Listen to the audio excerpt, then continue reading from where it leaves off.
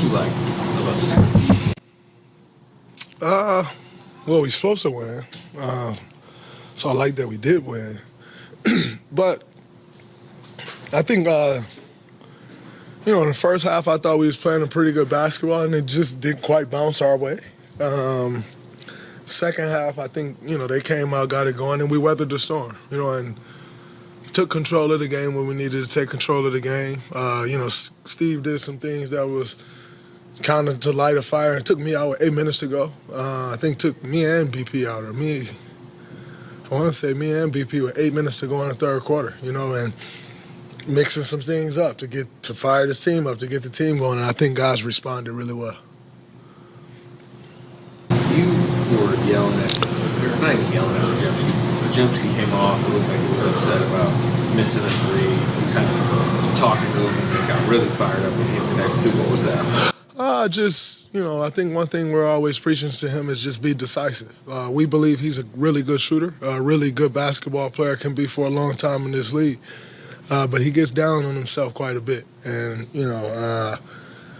just want him to always understand that, hey, we all have belief in you, but also that belief can't exceed the belief that you have in yourself. Responding to every shot, it's a long journey, man. You can't ride that roller coaster, And so just, relaying that to him, like, man, we believe. And he had a tough game last game.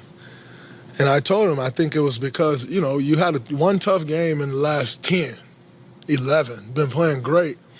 And I think you had a tough game last game, and you're starting this game off having a tough game is because you're second-guessing everything. So Steve got at him a little bit last game. You can't allow that to make you second-guess yourself more. Let that charge you forward. Let that turn you up more. Let that make you be more decisive, because ultimately that's what Steve's doing it for. He's like, BP, you holding the ball too long. Only time he know how to make every play. The only time he hold the ball too long is when you get in your head and you start overthinking.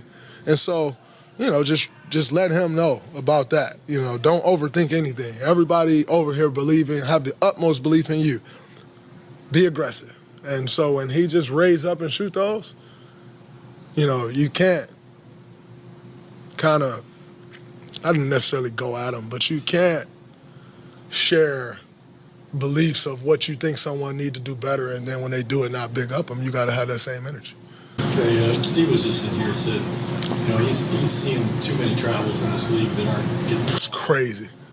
Don't get me fined, though. I'm sorry. Well, I just wanted your thoughts on it from a player's perspective. He says, it's like 6 a game that probably should be called. I mean, what are you seeing from a player's perspective? Miles got an and one on me. I thought he walked a mile, but I think I think one of the ones that I've been surprised about, since I've been in this league, I think one travel that was always called was like when a guy catches it stationary and then they split their feet apart. That's the one that I think was always called no matter what. Some of those travels are tough to get. It's a lot of movement going on, a lot of bodies that a referee is trying to see in between to catch those steps. If you miss one step, you miss the travel, right? So I think those ones on the move can get a bit tough. But the ones that I've been kind of surprised by is the catch-and-go ones. Those ones seem like that referees used to call those in a heartbeat, and maybe not necessarily so much nowadays. But like I said, those ones on the move, they can get a bit tough. You got a referee trying to keep up, on a full speed play, where guys are pushing the ball, they're trying to keep up and see those steps while they're trying to sprint. Those ones on the move can be tough, for sure. DRAYMOND this morning at shoot-around, Steph said that him and Jimmy Butler were polar opposites in terms of play style. And that's why they fit, that's why they work. You being on the floor with those two guys, seeing it these last few games, I think you guys have lost like one game with them at the lineup. What are you seeing from their chemistry and Jimmy's fit as a whole? Yeah, Jimmy's fit as a whole is great. Steph is one of the easiest people to build chemistry with. And Jimmy is shown to be also one of the easiest people to build chemistry with. He makes the game so much easier for everybody he's on the floor with. And their chemistry, I think, is great, and it'll continue to build. I think one thing we want Jimmy to understand is we want him being aggressive as hell. Be aggressive as hell to score the basketball. And I think, sometimes you can come in the fold and you come into the fold with a guy like Steph and you're like, I don't want to be as aggressive. I don't want to step on his toes. And he's going to encourage you to be aggressive more than anybody. And so, we're still finding that balance. I think it's been, 9 or 10 games that Jimmy has played. Still finding that balance. But, as this season continues to go, we'll for sure need Jimmy to be aggressive as hell on the offensive end. And we know what he's capable of. So it'll happen. How do you think his game kind of has influenced yours? I remember last year when Chris Paul was with you guys, you said you learned a few things from TV. Like, is there anything that you picked up from Jimmy in this short amount of time? I'm trying to pick up, just when you get in the paint, how to, be under control at all times, how to draw fouls. Jimmy's great at drawing fouls. And then just finding different space. You know what I'm saying? Like, Jimmy really puts you in a position to score easily.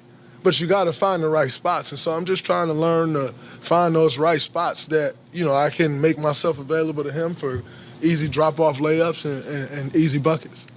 You grow up watching a player like Steph Curry, and then to be able to go against him in a game like this and put up 35 points of your own, how does it feel about your own performance tonight?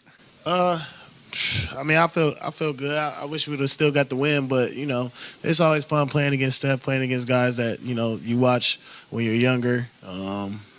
So it's always good. Miles, since the All-Star break, you're shooting right around 40% from three. So do you feel like you're just getting back into a good rhythm, shooting the ball from outside again? Yeah, I feel like when I had my knee injury, I really couldn't bend, and I didn't really have a rhythm. I had that big brace on, so I feel like I couldn't really shoot the ball well. So now I'm healthy, so I'm able to shoot the ball better.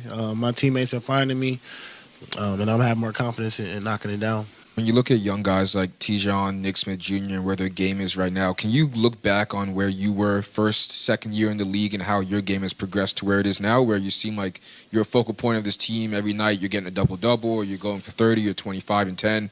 How has your game progressed since entering the league? Yeah, it's a lot. I stay on those guys, just telling them, my rookie year, I was averaging, 6 points? 6 points, and doing whatever coach asks of me. I always harp on that. Just always be coachable. If you want to be in this league for a long time, the best thing you could do is just listen. And that's what I tell Tijon, Nick, all those guys. And they've been doing a great job, with all the load that they've been given. 5-game homestand, 2 games into it, so 3 more games. It's the last time you guys are really here for a while in the Spectrum Center. What's the, goal to finish out this homestand going forward? Just get some wins. Get some wins, get better day by day. Daily improvement. That's our main thing. But we just want to get some wins, for the home crowd. Yep.